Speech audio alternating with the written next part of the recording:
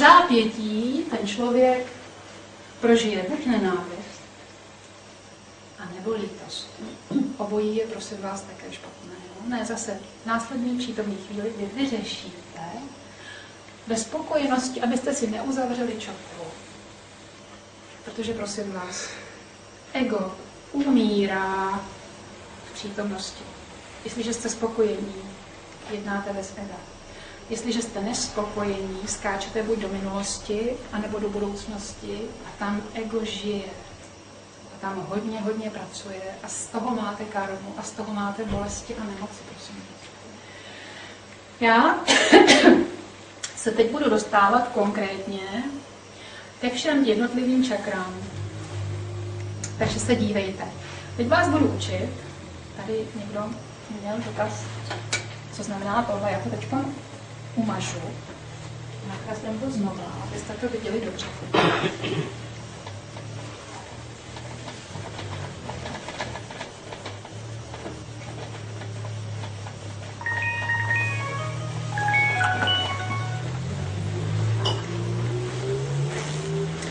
Už jsem řekla, že tady máme, prosím vás, střední hlavní kanál. Ano.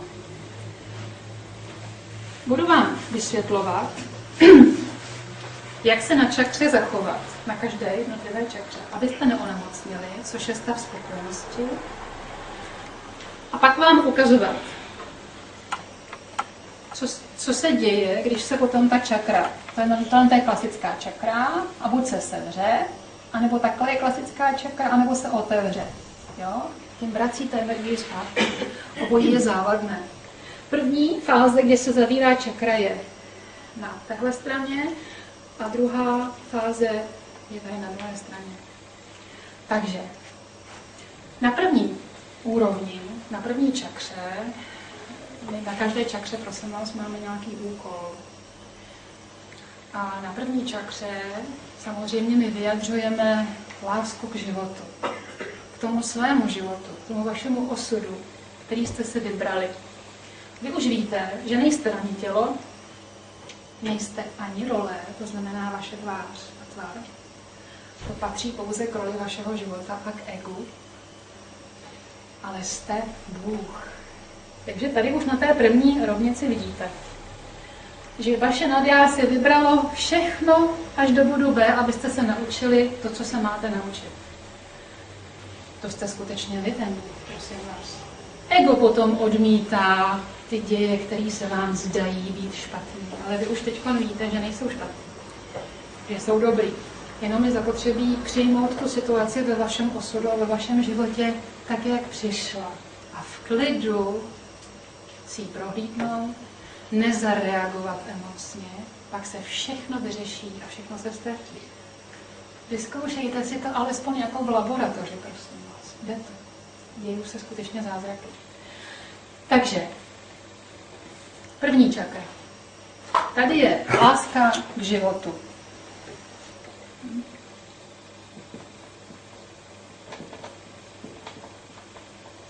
A tady je velice důležitý, prosím vás, ten optimismus.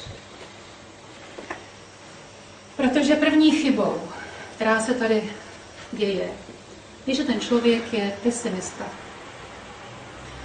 Dám zase příklad příběhový, protože ono je lepší, když to vidíte skutečně ne obecně, ale přímo. Pojedu autem, nabourám, otevřu si blatník. Když se to stane mně, já budu říkat hurá, nikoho jsem nezabila, hurá, otevřela jsem si jen koleno a blatník. A pak jsou další varianty. Buď mám peníze na opravu, hurá, mám peníze na opravu, nebudu koukat, že mohly být někde jiný, to už je kličkování ega. Jako. Ne, mám je, v přítomnosti je mám, tak to nechám opravit a hurá, mám opravený auto. A když nemám ty peníze, tak hurá, budu chodit pěšky a zhubnu. Furt se můžete čeho držet. A věřte mi, držte se, protože tady jde o to, abyste si tu čakru nechali otevřenou dokonale. Jestliže tohle dokážete, tak někde nečekaně přijdou peníze, které vám tu opravu nahradí. A věřte mi, že přijdou. Dějou se neuvěřitelné věci. Jenže Když budete pesimista, tak to bude. To se může stát jenom mně, jo? Teď já nemám peníze a budu běhat po pojišťovně, po opravně, to je příšerný. Pozor, čakra se smeští. A už jsem říkala, že dostanete víc, jenom když jste spokojení. Takže když nejste spokojení, vemou vám i to málo, co jste měli. Ten člověk, když to prožije ve hmotě, to znamená, vidí tu plechovou krabici, která se mu tamhle odřela, tak si zlomí levou nohu. On neví, že si to vytvořil. Tam je emocionální prožitek pesimismu. Jo? A teď chodí o berli a zase řve. To je hrozný. To se může stát jenom mně. Neštěstí nechodí po horách, ale po lidech. Já se na to vykašlu. Co se mi ještě stane? Jo, ještě mu někdo ukradne peněženku. Ten člověk to skutečně tvoří, prosím vás. Nic není náhodný. Takže vidíte, tohle ne. Tady si uzavíráte přísun od otce. Jo? Tak, druhá strana. Taky špatná. Tady se děje to, že se ta čakra otevře, takže ten člověk vrací energii zpátky. A vysvětlím vám, co to je za člověka. Já těm lidem říkám takzvaně vychechtaní. Jo? To je člověk, který doma nepracuje. Padá mu komín, má zaplevenou zahrádku, nechce se mu nic dělat. V práci se ulejvá, hází se na rod, nebo si jde schrupnout za roh a nechá dělat druhý lidi.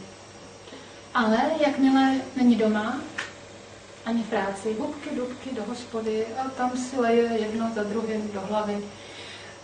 On je neplatný, prosím vás, té společnosti. On se vidí samozřejmě odděleně, v dualitě, že do toho nikomu nic není. Zkuste si představit, ale zase pohled do těla, tam to uvidíte nádherně. Tahle buňka, když to bude dělat,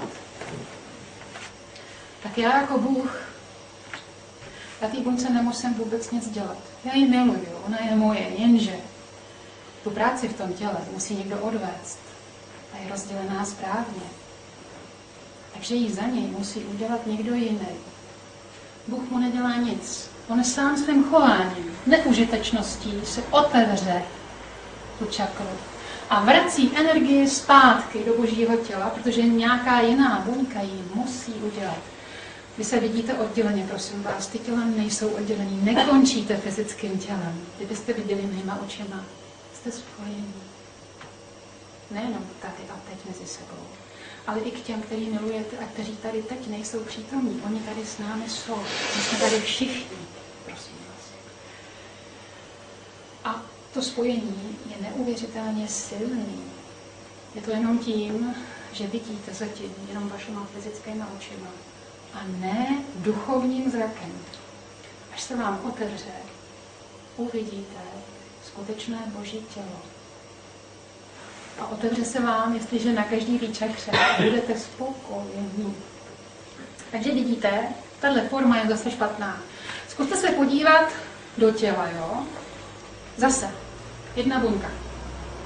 Zkuste si představit, že tato buňka sežere v uvozovkách živiny pro 1 000 000 buněk. To samé se děje, když tady třeba někdo vytuneluje nějakou fabriku, jo, nebo on to ukradne. Uvědomte si, že peníze, které vy vidíte jako peníze, jsou pouze energie. Ta energie tady na účtu se vám třese, jo? Ale jsou tam. Budoucí pytel cementu na opravu chalupy, boty, bunda do školy v přírodě, tamhle vnukovi a další věci. Dovolená ve Španělsku.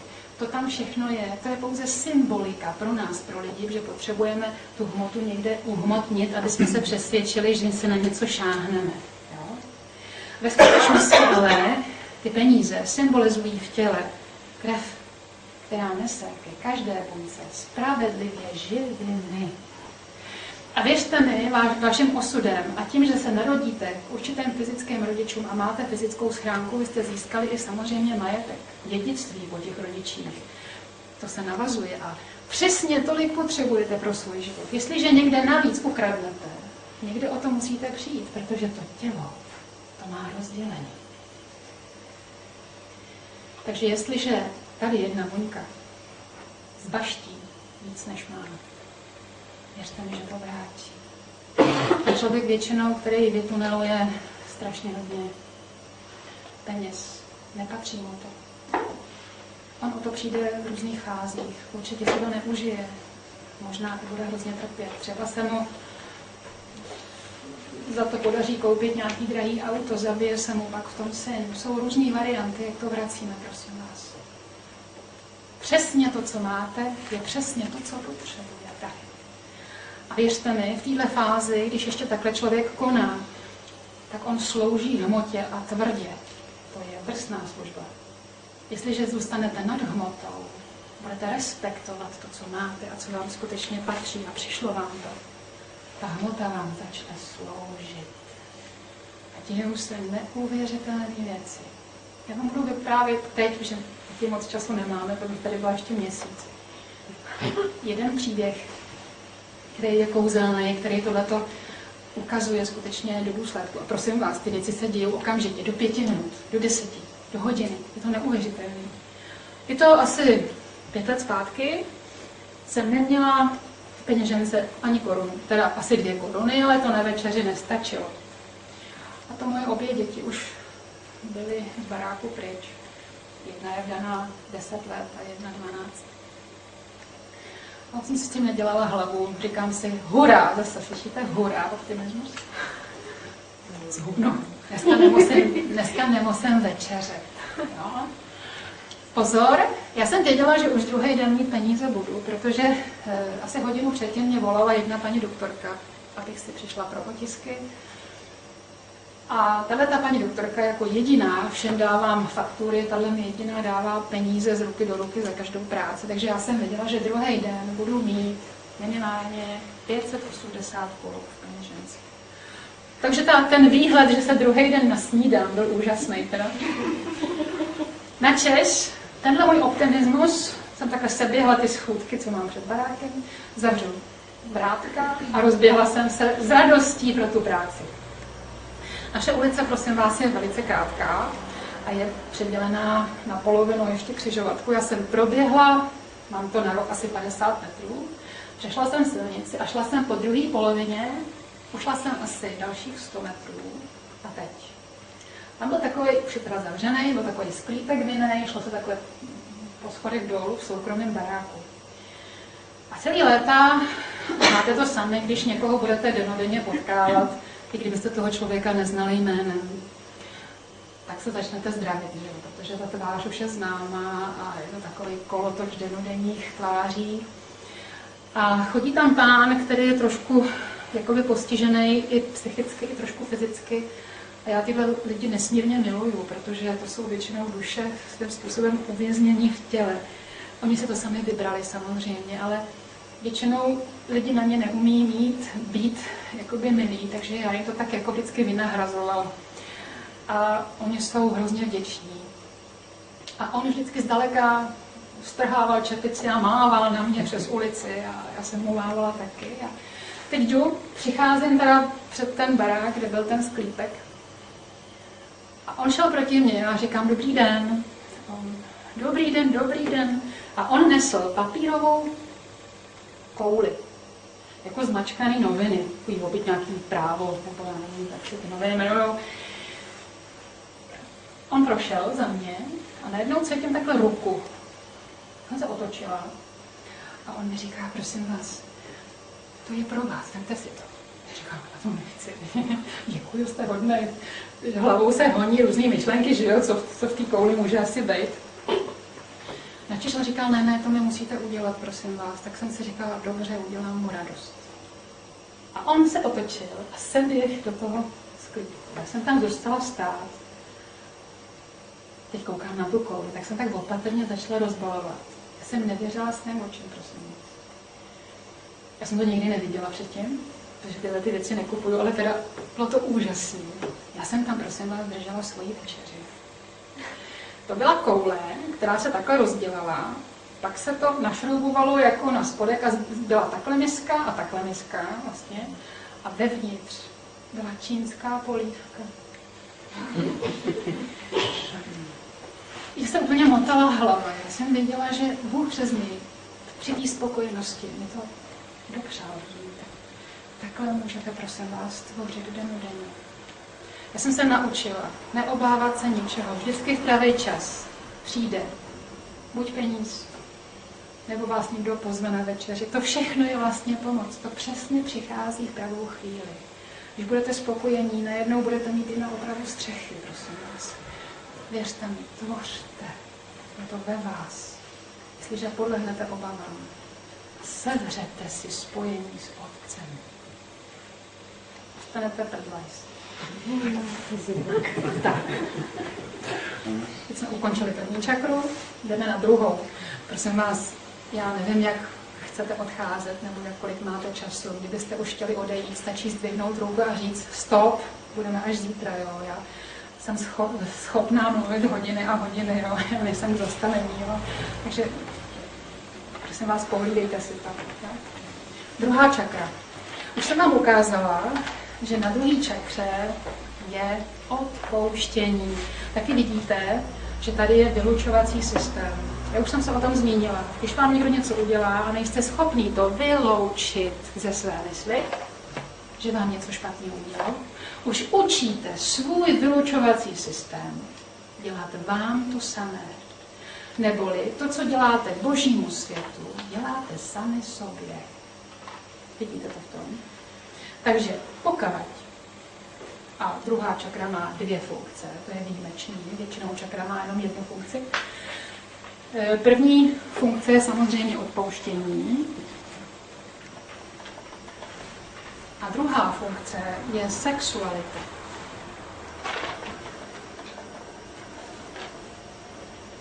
Už jsem vám ukázala, že odpouštění je nesmírně důležité, prosím vás. Pokud nedokážete odpouštět druhým lidem a i sobě, už jsem vám říkala, že všechno je Bůh, to znamená, jste to vy jste buňka božího těla a všichni ostatní buňky. To je celek. To znamená, že když budete umět odpouštět druhým lidem, ale neodpustíte, neboli budete si vyčítat cokoliv, neumíte to taky a dějou se ve vás ty stejné věci. Učíte váš vylučovací systém, aby vašemu tělu nevylučoval. Tedy zádrhele, ledviny, močové cesty, močový měchýř. Pokud bude neodpuštění v partnerském vztahu, slyšíte to tam, partner, dějou se zádrhele v pohlavní oblasti, prosím vás. Takže u mužů prostata, varlata, u žen vaječníky, děloha, čípek. Skutečně, prosím vás, já mám letitou praxi, kdy se podívám na člověka, když mu šáhnu do aury a vím, co se tam děje, jakou nemoc má nebo mít bude a jaký osud a náprava, co se mu bude dít v osudu, protože to je vlastně, teď vám to vysvětluju, že se všechno se všem souvisí. Jestliže si dneska sednu do čekárny a budu poslouchat 2 lidi vedle mě, jak si povídají, jaký mají názory na druhý lidi, jak kritizují třeba, nebo jak se rozčilují, co se jim děje v rodině a budu vědět, co jim bude a co si znova opravního prožiju. A opak, když uvidím člověka už nemocného, kde to je zjevný, i běžně na ulici, tak budu vědět, co dělal a co se mu bude dít. Jo? Tam je trojúhelník, který vám to všechno řekne. Vidíte to jak na dlani. Takže prosím vás, odpouštějte. Pomůžete si. Věřte mi, my jsme v současnosti prozkoušení z velice důležitých důvodů. Proč se to děje a jaký je vývoj naší části vesmíru, vám řeknu až zítra ráno. Protože budete pak vědět, proč to je. Při přechodu přes platonský měsíc, přes jeden do druhého, což teď končí ryby, začíná vodnář, Do vodnáře se prosím vás dostanou volně, energeticky pouze bytosti, které umí odpouštět, tedy neoddělují se od ostatních. Jo. To znamená, že abyste věděli, že umíte něco odpustit druhým lidem, musí přijít nějaký anděl, který vás prozkouší. Ale je to anděl, není to darebák, který vám něco přišel udělat. Je to razítko. Si musíte stvrdit sami. Jakmile to dokážete, tyhle lidé vám zmizí z cesty. Sami. Bez agresivity. Takže odpuštění víte. Druhá funkce, která je tady, je velice důležitá. Je to sexualita, prosím vás. Já vám vysvětlím, co to vlastně sexualita je.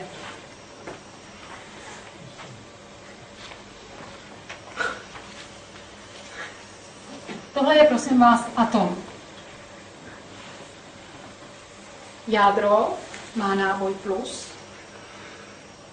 a v orbitech obíhají záporně nabité elektrony. To je prvotní, prosím vás, přitažlivost neboli sexualita. Uvědomte si, že celé stvoření ve hmotě jako kmitá. Jo? Každá další vyšší fáze, to znamená po jakoby neživé přírodě, tak jak vy to vidíte neživé, ono to není pravda. I obyčejný kámen, nebo dřevo, nebo stůl má skutečně svoji sexualitu a je od dalšího stupně vyšší a vyšší. Říká se, že Bůh spí v kamení. Je to skutečně pravda. Tam ta psychická energie ale je tak strašně maličká, že lidé, kteří nejsou ještě tak citliví, jí skutečně, prosím vás, necítí. Ale jakmile se prolnete nad všestí, budete cítit úplně všechno. Je to nádherný. Já mám třeba neuvěřitelné zážitky s autama. Je to divný, že jak ženská a s autama.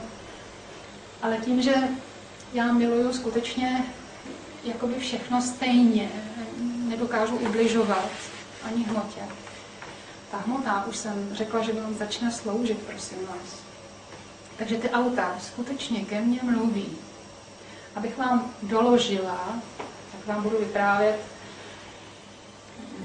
nepatrně příběhu. Jo?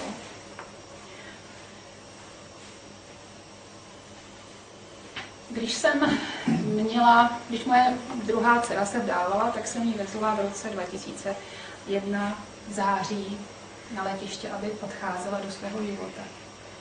A ráno, já jsem tenkrát měla hrozně starý auto, měla jsem starýho bauráka. Bylo to BMW, ale už to byl veterán první třídy, protože byl 25 let starý, když jsem si ho koupila a v tu dobu už jsem ho měla 3 roky, takže byl 28 let starý. To bylo autíčko, kde skutečně všechno bylo jen tak na for. Tam i když mi chtěli vyměnit žárovku, tak museli napájet kontakt, protože to už bylo tak užraný, že ta žárovka, i když se došroubovala nakonec, tak tam nedošáhla. Jo? Takže já jsem měla takový 2 úžasný opraváře, který se mnou cítili, protože jsem neměla ani korunu. A vždycky skutečně nějaká pomoc takhle přijde. Takže to auto, já jsem tenkrát, jsme jeli brzo ráno, protože už se to letělo velice brzo, to letadlo a odcházela do života, byli jsme takový na měko, tak jsme se vlastně loučili. A ráno, protože byla tma, jsme vlezli do toho auta a já jsem rozsvítila takový to světlůko, co je nad řidičem a nad tím spolujezdcem. Říkám, Petruško, zkontroluj si prosím tě ještě pas a všechno, ať nepřijedeme na letiště a něco ti nechybí. A pak jsem to takhle jako zhasla. V domnění, že to je v pořádku. Petruška odletěla, já jsem ji vyprovodila, vrátila jsem se domů. A jak jsem, ale to už bylo ve dne, to už bylo světlo, jak jsem zajela autem do garáže a bouchla jsem dveřma. Zkrátka se mi to světilko a neviděla jsem, to bylo ve dne rozsvítilo. Já jsem zavřela garáž a druhý den měl přijet přiletět Jára můj z Ameriky a až odpoledne a já ráno vlezu do té garáže a teď přijdu s radostí teda k tomu autu, že teda ještě nakoupíme, něco udělám a teď jsem stála a to bylo mrtvý. Já jsem věděla, že nežije. S ním něco bylo. co mu je. Tak jsem odemkla, sednu si tam tak opatrně. Bylo jiný, zkrátka to auto bylo jiný. Nastartovala jsem, teda nenastartovala jsem, protože zkrátka byla vybitá baterka. Tenkrát jsem si ještě ale myslela, pozor, že to bylo skutečně baterií, protože jestliže cítíte energie, tak přece jenom je to nějaká elektrická baterie v nějakém množství. Jenže uplynulo pár let, už jsem tohle auto neměla. A měla jsem to, co mám tady dneska před tímto barákem Clio, který mi taky přišlo samo. Dostala jsem ho od mého italského zetě. A tenkrát zase přijdu ráno. Měla jsem v 8 být na poliklinice, běžela jsem na poslední chvíli, nějak to ráno se mi nevyvedlo, furt jsem někde měla nějaké zdržení, tak jsem, říkám, skočím do auta a odvezu to. Bylo asi za 10 minut 8. A já jsem otevřela zase garáž, pospíchala. Najednou jsem si stoupla k tomu autu, já jsem věděla, že je zase mrtvý. Si říkám, ježiši, já jsem zase určitě vybrala baterku. To není možný. Tak jsem otevřela klíčem, ale ono to vyskočilo. Si říkám, no baterka žije, to je divný. Víš, to auto je mrtvý. Tak jsem se sedla, nastartovala jsem, říkám, já jsem pitomá nebo co? Představte si, já jsem zatáhla ruční brzdu a mě se zablokovala zkrátka ruční brzda. Ty bubny byly jakhle přicucnutý na ty zadní kola.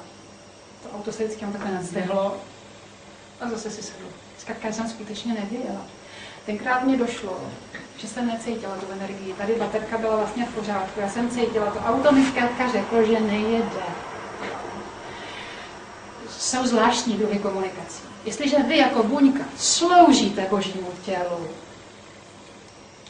chcete všem lidem dobro, aby pochopili. Stačí jenom úsměvem, nic jiným nemusíte. Pak se vám dějou i jiné věci. Já vám budu vyprávět ještě ten příběh. Dneska to je taky s autem teda. Já jsem se v roce 2000 vrátila od mého muže z Ameriky a my jsme se domluvili, že ta cesta je příšerná, to je 12 hodin letu. Že když přijedu v pátek, že zavolá až v pondělí, že se zregeneruju, odpočinu si a začnu taky pracovat. A on vždycky volá ve 3 hodiny odpoledne. A já už jsem ve 2 hodiny měla práci hotovou, tak jsem si řekla, půjdu si lehnout. Lehla jsem si, říkám si, hurá, zaspím tu hodinu, schrupnu si, aspoň se nemusím těšit, než zavolá. A jak jsem usínala, tak najednou, prosím vás, bomba. Ohromný plátno. A já jsem viděla, takhle moji ruku držela deštník, takhle pršelo, říkala si, co to je, vidím, jak leje. A tam bylo, to jsem ještě měla toho černého bavoráka, moje auto a takhle bylo na stranu, mělo upadlý přední kolo. A teď to zmizelo. Až jsem si sedla, říkám, mě upadne kolo. No jo, jenže já jsem v té Americe tenkrát byla 3 týdny. A samozřejmě jsem nevydělávala peníze a čekala jsem, až nějaký vydělám. Zkrátka jsem byla úplně bez koruny. A si říkám, no, já to nebudu řešit, když tak nebudu jezdit, uvidím, až něco vydělám. A usnula jsem. Víte, optimismus. Bylo mi to úplně šum a fuk, jo? Že mi upadne kolo. Uplynula hodina, zazvonil telefon, Jára zavolal. A teď jsme mluvili 2 hodiny, než tu kartu jsme vypovídali na Češ. Se tam ozve vždycky, you have the last minute. Máte poslední minutu. A ten Jára, který v životě, prosím vás, nemluvil o autě, najednou říká, hele, Ivanko, jak ti jezdí autíčko? Já jsem si na to vzpomněla. A říkám, já jsem ti zapomněla něco říct, já jsem před hodinou, než si zavolala, jsem si šla lehnout a teď jsem mu to vyprávěla a on mi říká, okamžitě běž do obrany. Říkám, já nemůžu jít do obrany, to nejde zkrátka. Když půjdu do opravy, nemůžu tam jít, když nemám peníze, když nemám peníze na zaplacení opravy, to přece nemá logiku. Jenže on volal, v pondělí mě přemlouval, v úterý, ve středu, ve čtvrtek, jo, a tak jsem, abych ho trošku zmírnila, říkám, no dobře, já uvidím zítra, já možná, no uvidím. Ale nemám peníze, já s tím nesouhlasím vnitřně, to nejde, ale no dobře, abys byl klidný, já ještě potom pouvažuji. Ráno, v pátek jsem se zbudila, otevřu oči A znova mi to projetilo hlavou, že to je blbost, že nemám peníze. Takže jsem se rozhodla, že nepůjdu. Načež jsem běhala po bytě, čistila jsem si zuby, malovala jsem se, oblíkala jsem se, hodím na sebe věci, otevřu domovní dveře a teď jsem zůstala trčet. Venku lilo jak z konve. Já jsem si vzpomněla na ten deštník. A to už jsem se bála ten krok udělat, říkám si, to není možné. Víte, prosím vás, všechno je tam zapsané. I počasí, který má v tu dobu být. Tohle se stalo v pondělí a tohle v pátek. Uvědomte si, že oni věděli, že ten pátek bude pršet nahoře. Jo? To boží tělo se vyvíjí přesně v programu. A teď zase říkala, no to ne. Tak jsem se vrátila, vzala jsem si deštník, ten samý, co jsem viděla v tom. Sedla jsem si do auta teda. Odvezla jsem práci a jela jsem k těm mým 2 opravářům, co mě vždycky napájeli nějaký ten kontakt. Teď tam přijedu. Dělalo mi samozřejmě starosti, že ty peníze nemám. To není, že je správný, abych byla schopná jim to říct, ale nelíbilo se mi to. Tam přijedu, teď jsem si říkala, jak jim to říct. A ten jeden se jmenuje Kolár a ten jeden Bambušek. Teda, jo. A teď jsem tam přijela, vylezu z auta a vylez ten pan Bambušek, říká, paní Rancová, co pak si přejete? Já říkám, víte, já nevím, jak to mám říct. Já jsem měla sen. A on, jedno sen, ty vole, to si nežil. Paní Rancová měla sen, jo. A teď bylo vidět, jak váhal. Měl takový ruce stočený v modrém plášti. A přišel ke mně a říká mi, vy mě serete. Já mám takový práci, ale tohle si nenechám ujít. Tak si vyměnil čistý plášť, vzal si vodní klíčky, já jsem seděla ve spolujezdce a jeli jsme, tam je ve Mstěšově, oni jsou v Pozorce u nás, ve Mstěšově opravdu kde je i STKčko. Tam mi přidal volant a říká, najeďte mi na rampu. A furt se chechtal. A najednou bylo ticho. No. Říká, no vyleze. Najednou on se vyskočil takhle na ten bok srdci, nohy měl dolů do té rampy a byl bílej. A říká mi, ženská, kdo jste? Ne jedno. V obě kola vám upadnou. Vy nemáte vůbec žádný čepy. To je šílená rachotina, kde už si koupíte nový. Nový nemám. A říkal, a teď pozor, to bylo důležitý pro mě, jo. Víte, nemáme strašně práce. Teď pojedete pomalu domů, ale nesmíte jet do zatáčky víc jak 30, jinak vám to kolo skutečně upadne. Tam to auto zasunete do garáže a přijedete za týden v úterý. A to už máme volno. A za týden v úterý já už jsem měla 800 v kapse. A skutečně to proběhlo.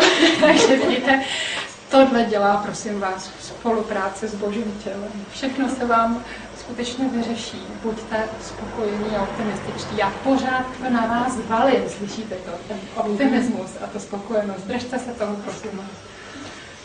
Takže, víte, kam jsem až odběhla od sexuality, jo? Pozor. Ano, chci říct, že i ten ta hmotná věc, která má skutečně psychickou energii, která s váma komunikuje. A má taky sexuální energii. Kdyby stůl, na kterým třeba doma snídáte, neměl svoji sexualitu, tak se rozpadne, prosím. To je přitažlivost, která udržuje tvary pohromady a předměty pohromady. Jenže my, jak vycházíme z jednoho a jdeme do druhého, to znamená, vyšší jsou potom rostliny, ty mají o oktávu vyšší energii a vyšší tuhletu psychickou komunikaci, než mají běžně předměty, které vidíte jako neživé. O oktávu výš jsou zvířata. A člověk sám o sebe, to už jsem vám ukazovala, že je lepším zvířátkem. A člověk sám obsahuje 4 oktávy, prosím vás. Například je to člověk, který je jenom sem do 3. Podívejte, kolik je to životů, to je spousty životů. Jestliže tohle je 500 a dostanete 3 čakry, to je strašně veliký počet životů, prosím vás. To je člověk, který vidí jenom hmotu. On nemá šanci pochopit něco lepšího. Další životy zase přibývá božská energie. První čakra, která je velice důležitá, ona je nesmírně důležitá a je jedna z nejdůležitějších, je naše srdeční čakra. Jestliže dosáhnete sem, poprvé zjistíte, co to je láska. Do té doby člověk neví, co je láska, prosím vás. On si to jenom myslí. Někdo ji zaměňuje třeba za vlastnění, v sexualitě, za chtíč. To jsou různé varianty. Oni za to nemohou, ti lidé, prosím vás. I vy jste si prožívali tyhle životy. Další fáze, která vzrůstá sem, to jsou takzvaní prorokové, ty už mají vysokou intuici. Proč mají intuici, to se dozvíte až teda zítra, až uvidíte myšlenkové pochody. A potom je člověk nad 6, a to už je, prosím vás, polovina. To už je člověk, který je oživený otcem. Ten člověk už tady učí své okolí jenom svojí přítomností. Takže vidíte, ty 4 fáze obsáhnout je velice důležité. Ale já se vrátím zase k té naší sexualitě. Sexualita na dvojce, kterou my máme, je stejná, prosím vás, duchovní energie, ale o oktávu nižší, než je vaše energie duchovní na 3. oku. Takže všichni léčitelé, kteří se drží pod 6. čakrou pár životů, léčí přebytkem svojí sexuální energie. To znamená, že ten člověk má určitý nějaký už spojení a vědomosti o Bohu a to vědomí on předává ve svých vibracích. Ty vibrace jsou mnohem vyšší než jakýkoliv člověk vedle něj, ale je to jenom tím, že ten člověk nemá tolik zrození, tam není žádná zásluha v tom. No pozor, tam není čem se pišnit, to byste dělali velkou chybu, to je nesmysl. Už jsem vám říkala, že není nikdo lepší, není nikdo horší. Je pouze celek. A to nikdy nezapomeňte. To by vás neuvěřitelně strhlo dolů z hladiny, ano. Být obyčejným člověkem. To je to nejkrásnější a největší úleva, jaká může existovat. Věřte. Takže, co to vlastně je sexualita a vyvrcholení? Zkuste si představit ženu a muže. My skutečně se sem rodíme do duality a máme 2 pohlaví. Žena má duchovní značku, která vypadá takhle. Žena je emocionální. Jo, vidíte? Břevno, které je vodorovné, značí emocionalitu. A muž, duchovní značka muže, je tohle. A to je logika. A skutečně podívejte se, jak jsme rozdělení, ano, ale patříme k sobě. Emocionalita a logika patří k sobě, my se doplňujeme. Jo? To je dokonalé spojení. Proč jsme muž a žena? Naše čakry totiž samozřejmě vybojují, jsou různě otevřené, ale hlavně mají směr rotace. Žena a ty rotace, prosím vás, se střídají. Ano. Znamená, že žena začíná rotovat na levou stranu v první čakře. Takže její rotace jsou levá, pravá, levá, pravá, levá, pravá, levá. Je emocionální. Tato rotace způsobuje u ženy, že ona má hodně estrogenu a maličko testosteronu. Prosím vás, i žena má testosteron. Vy jste vyšli z jednoty. Vy jste vyšli z nepohlavní bytosti. Je pouze rozdělená. Máte polovinu genomu od otce a polovinu genomu od matky. Takže máte oba 2 hormony. Jenže žena právě rotací první na levou stranu vytváří ve svém těle hodně estrogenu, což její tělo modeluje do ženských tvarů. Jo? Jenom se jí ukládají tuky, je jemnější, nemá tak vyvinutý svaly, jo? Nerostou jí fousy. Pozor ke stáří, když zase jako se tlumí hormonální výdej ženy, tak pak samozřejmě, když se sníží ten estrogen, tak nám ty fousy začnou růst. Mně už teda rostou, jo. Tak. U muže začíná rotace doprava, prosím vás. Pravá, levá, pravá, levá, pravá, levá, pravá. A to jsem měla předno. Pravá, levá, pravá, levá, pravá, levá, pravá. Jo? Tyhle rotace zase u muže způsobí opak. Má hodně testosteronu, maličko estrogenu. A teď, už jsem vám řekla, ale, že vy si vytváříte svým myšlením hormony. Takže to je základ, se kterým přichází výbava jednotlivého člověka, ať je to muž nebo žena. Ale následně se ještě počítá a přidává si do svého systému to, jak myslí.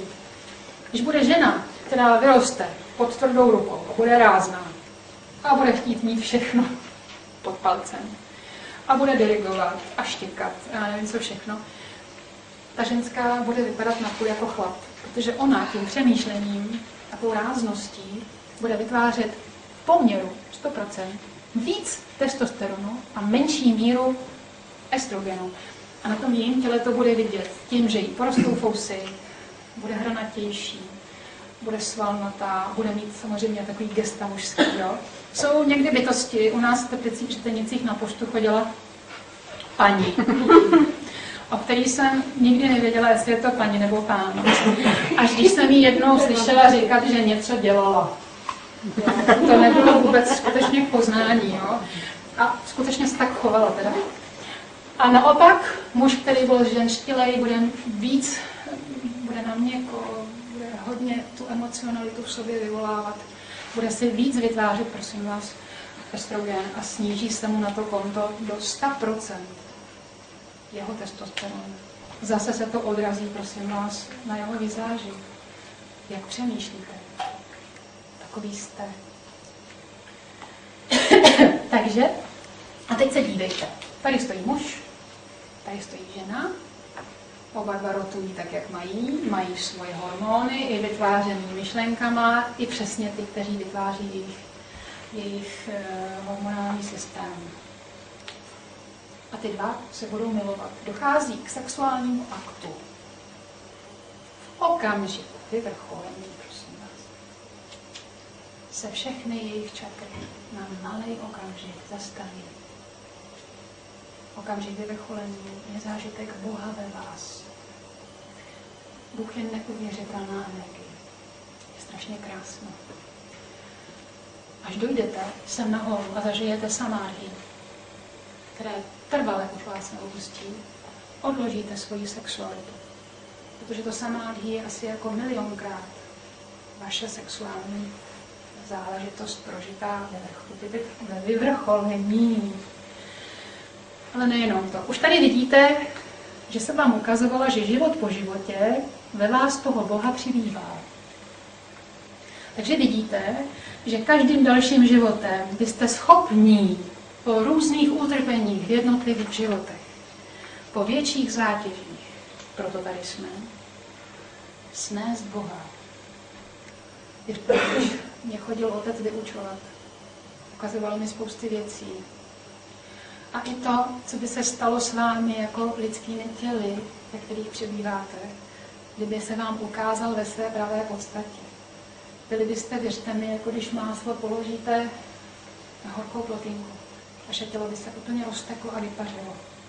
Ta energie je šílená, šíleně krásná. Ale vy si zvykáte na tu energii. Takže vyvrcholení člověka, který je tady, je úplně jiný než tady a tady a tady a tady je vyšší. A kdyby tohodle člověka vyvrcholení zažil někdo pod ním, okamžitě umře na mrtvici. Nepřežije. Takže vy máte zážitky přesně takový, který vám pasují k vašemu duchovnímu vývoji. Ale vidíte, je to dokonalý. Ten Bůh nás k sobě tahá. Zvířata jsem řekla, že nemají ego. Pozor.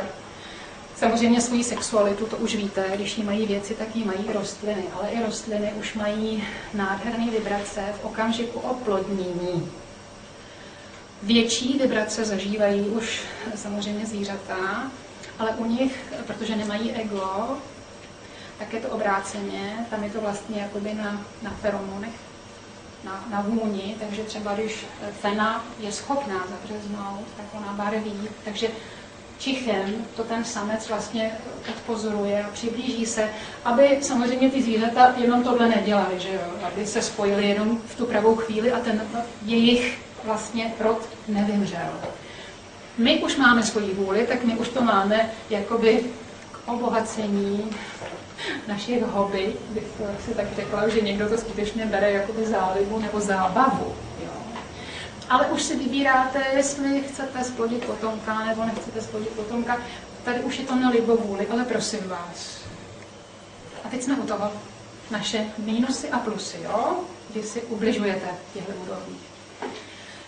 První zádrhel je, když ten člověk odmítne sex. Prosím vás, jedna holčina mě neuvěřitelně jednou doma před mnoha lety rozesmála, když mi na tuhle větu řekla, to taky jde, jo. Jde, samozřejmě. Jsou životy, kdy si člověk třeba prožije absolutní frigiditu. Jsou ženy, které nezažily třeba nikdy orgasmus. Jsou třeba jogíni, kteří si myslí, pozor, si myslí, že když budou stavět své myšlenky a budou dodržovat celibát, že si potom využijí tuhle energii, aby se dostali až k otci. Prosím vás, to je omyl. Všechno, co tu je, tak jak to leží a běží, je dokonale postavené k tomu, abyste to využívali. To využívejte, ale s rozumnou mírou. Držte se zlaté střední cesty, jo? Takže odmítat sex je skutečně špatná věc. Jo? Zkuste se podívat nedávno, myslím, že v minulém roce nebo předminulém roce byla veliká aféra, kdy se papež omlouval vlastně za svoji církev, kdy v Anglii se provalilo na vlastně anglické kněze zneužívání dětí. Vidíte, to je nepřirozená, potlačovaná sexualita. Ta někam musí jít. To je boží energie, která v tom člověku je a ona má žít. A má se žít krásně. Takže, vidíte, to zavírá čakru, jo? Nedá se jinak zneužít a využít ta energie, věřte mi. Druhá strana je pravý opak. Ta zase otevírá tuhle čakru. A dopady jsou samozřejmě podle toho. To je zase člověk, který jenom sexuje. Jo? Vy ho poznáte. On o tom mluví, vtipkuje, dělá dvojsmyslné narážky, jenom schání někoho, kdo by, kde by. Prosím vás, z tohohle člověka ucítíte takovou jednoduchost. On totiž tady energeticky vystřílí, už jsem vám řekla, že to je vlastně stejná duchovní energie. On si vystřílí svoji energii pro pochopení svých základních úkolů v jeho životě. On je pak vyčerpaný, unavený, nerozumí věcem, je podrážděný, takže si zhoršuje svoji životní situaci. Zádrhelama samozřejmě v karmě. Jo? Takže ideální stav, prosím vás, v sexualitě na dvojce je pro vás všechny, jak jste tady, protože vy jste všichni už dávno nad 4. Už překračujete pomalu 6. Milovat se s partnerem, který ho milujete srdcem, protože styk pouze s chtíčem vám nepřinese nic, jenom rozladění. Zážitek s člověkem, který ho milujete srdcem, je neuvěřitelný. A radujte se z toho a využijte to, prosím vás. Takže to je první bod. Záměrně jsem říkala, že to je pro všechny, pro vás, prosím vás, protože už vidíte, že pokud člověk v životě nedoleze do 250. životu, kde se poprvé dostanete do srdeční čakry, která je nejdůležitější, potom teprve pozná ten člověk, ta bytost, po 250 zhruba životech, co je láska. Takový Arábii, kde jsou muži, kteří mají 10 žen. Oni si myslí jenom, že je milujou, ale oni je nemilujou, prosím vás. Oni je vlastní. No, to jsou pro ně věci. Taky vidíte, že na ně žádlí. Oni musí chodit zahalený. To všechno je díky právě tomu přivlastňování si v těchto krajích. Ti lidé za to nemohou. I vy jste tohle kdysi dělali. I vy, jak tady sedíte, jste vraždili. Jste dělali cokoliv, se děje všude na těchto lidech. Buďte soucítiví, buďte rádi, že už tohle máte za sebou. Skutečně věřte mi, máte to nejhorší za sebou. Takže tady milovat se s člověkem, který ho milujete srdcem. A za rozumnou dobu, teda já jsem jak cikán, pardon. To nebylo ošklivý, nebojte se.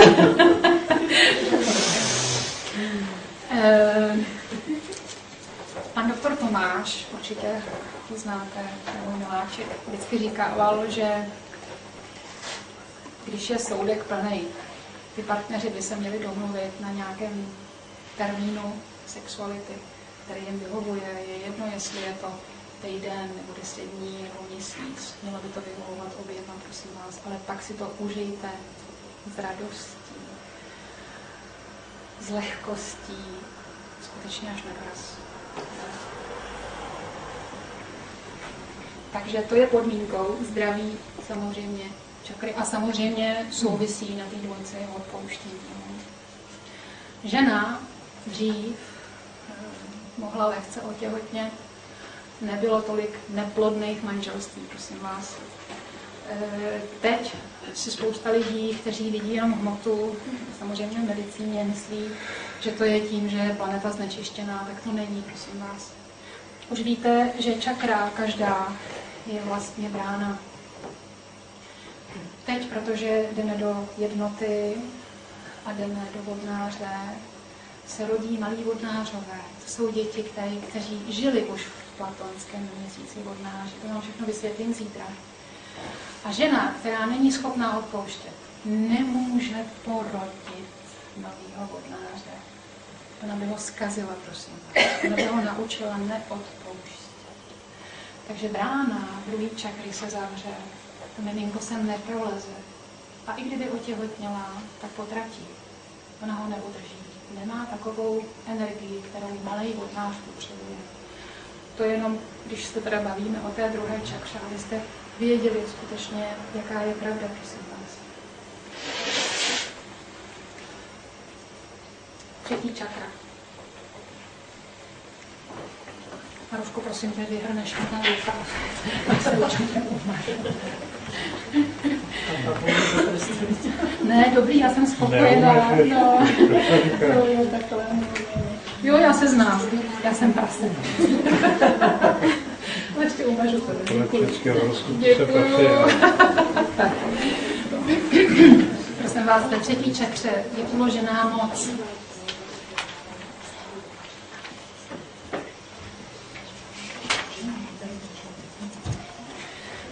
A první závada, když si uzavíráme čakru od otce a vytváříme v egu v nepřítomných chvílích negativní emoce, když je zase ego, je, když se člověk neumí bránit.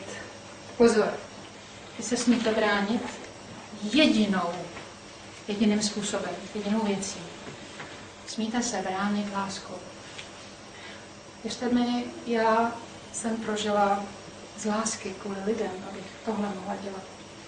Jsem prožila nesmírně těžký úsek tohohle života. Mě nikdy nikdo neubližoval. Až jsem byla vehnaná do zkoušky a věděla jsem to, protože znám moje budoucí chvíle přítomní, žiju v přítomnosti, takže vím dopředu téměř všechny věci. Protože se jich nebojím, pozor. Člověk, který by se bál budoucnosti, se to nikdy nedozví, dokud se nenaučí žít v přítomnosti. To je podmínka vědomí.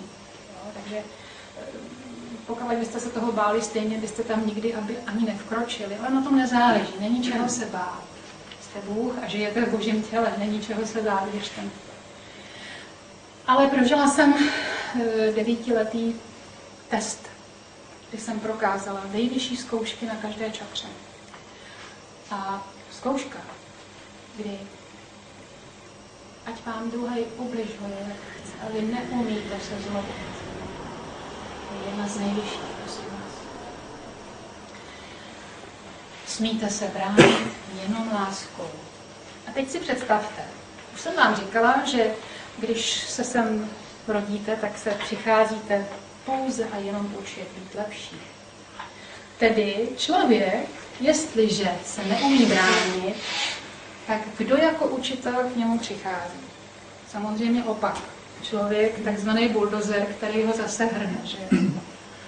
Jenže vy se toho člověka nikdy nezbavíte, pokud vyloudíte zlost. Při vyloudění zlosti, to je zase nepřítomnost, se probudí ego, chce něco jiného, tady se to stane, ten člověk vám něco udělá a vy v zápětí se zlobíte. Ne, takhle se toho nikdy nezbavíte, prosím vás.